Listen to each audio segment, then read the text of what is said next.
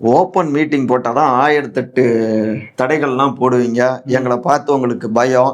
நாங்க உள்ள அரங்களை போட்டா என்ன பண்ணுவீங்க அப்படின்னு வெளியில வரப்போறாரு சென்னையை தாண்டி ஒருத்தர். ஓ, மே ஐ கம் அவுட் அப்படின்ட்டு வெளியே வராரா? அவரே தான், நான் வந்துட்டேன், நான் வரப்போறேன் அப்படின்னு சொல்லிட்டு இருந்தவர் வந்துட்டேன் அப்படிங்கிறாரு. நாளைக்கு காஞ்சிபுரத்துல ஒரு தனியார் கல்லூரியில உள்ளரங்கு கூட்டம் கிட்டத்தட்ட ஒரு 2000 பேர் இருக்கிற மாதிரி, அதுல விஜய் வந்து சொற்பொழிவு ஆற்றுவார் அப்படின்னு சொல்லியிருக்காங்க. அப்படியா? எல்லாம் ரெடி ஆயிடுச்சாமா ஸ்கிரிப்ட் எல்லாம்? ஓகே.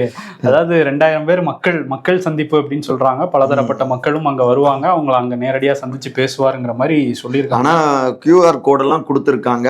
இதை தாண்டி வேற யாரும் நீங்க வராதீங்க, தொண்டர்களும் பொதுமக்களும் ஒத்துழைப்பு கொடுங்க அப்படின்னு மன்றாடி கேட்டுக்கொள்கிறேங்கிற ரேஞ்சில தோழமையுடன் கேட்டுக்கொள்கிறோம் தோழா தோழிகளை அப்படின்னு கேட்டிருக்காங்க. ஆனந்த் அவர் அறிக்கை விட்டுருக்காரு. ஆமா, பாப்போம் என்ன பண்றாங்க தோழா தோழிகள் அப்படிங்கறதெல்லாம் நாளைக்கு தான் தெரியும்.